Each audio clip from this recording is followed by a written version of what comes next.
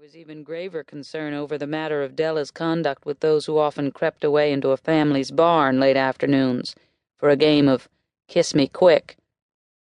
By 15, she was long out of school, shuttling back and forth between her parents, enjoying the attentions of boys alert to her persuasive, unreserved charm. Frisky young Della forestalled marriage until she was 22, an advanced age for espousals at the time. In 1898, she met a house painter recently arrived in Missouri from Indiana named Otis Elmer Monroe, 10 years her senior. Like Della's father, Otis nurtured goals loftier than mere manual labor. He insisted that one day he would study art in Europe, and he spiced their conversations with talk of French painters and of Belle Époque Paris, of which he had seen gravures in magazines. After a proper courtship, on which the groom-to-be insisted, Della Mae Hogan and Otis Elmer Monroe were married in late 1899. Photographs of her from that time show a woman of medium height, with a strong round face, dark eyes, an almost severe jaw, and extraordinary poise. There is nothing demure in her stance. No portraits of Otis have survived, but Della later described him as fair-skinned, with reddish hair and hazel eyes. He was, she later said, neat as a pin, always turned out like a gentleman, or at least a gentleman's gentleman. After a bad fall, he had a permanent scar on his left cheek, and this gave him a somewhat dashing, romantic look.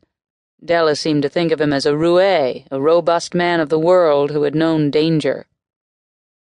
Not long after the wedding, Otis told Della to pack their clothes. Because he was guaranteed better wages than for occasional house painting, he had accepted an offer to work for the Mexican National Railway. They settled just across the border from Eagle Pass, Texas, in a town later known as Piedras Negras, then called Porfirio Diaz, named for Mexican's incumbent president. Della, at first unhappy to have left America, often stood on her front porch, gazing at the bridge across the Rio Grande into Texas. But she was an adaptable soul, and soon relaxed into her self-appointed role as a kind of unofficial teacher to the Indian and Mexican women, for whom she was also occasional midwife. By autumn 1901, Della was herself pregnant, and on the morning of May 27, 1902, she delivered a child she named Gladys Pearl. A Mexican civil judge certified the birth 5 days later. In 1903, Otis and Della learned that there were better jobs to be had in Los Angeles, where trams, trolleys, and railway cars were proliferating to connect the various sections of that swiftly growing city.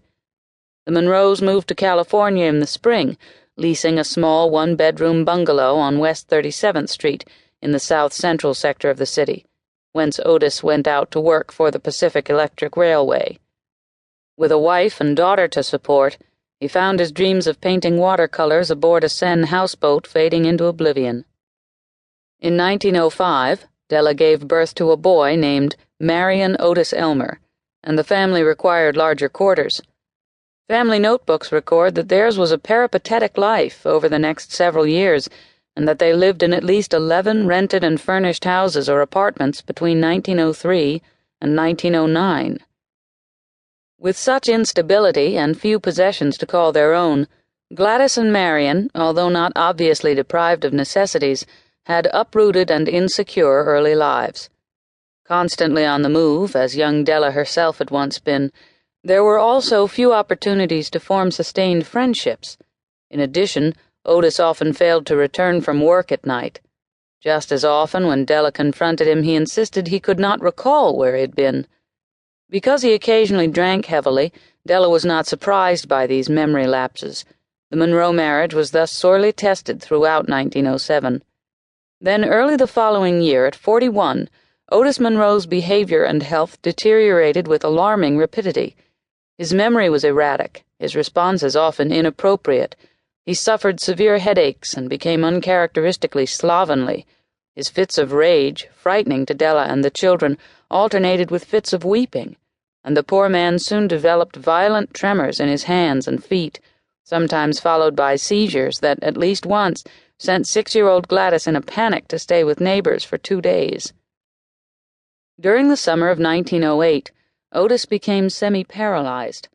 admitted in November to the Southern California State Hospital at Para seguir escuchando este audiolibro gratuitamente, haz clic en el enlace de la descripción y podrás escucharlo completo sin coste gracias a la prueba de 30 días de Audible.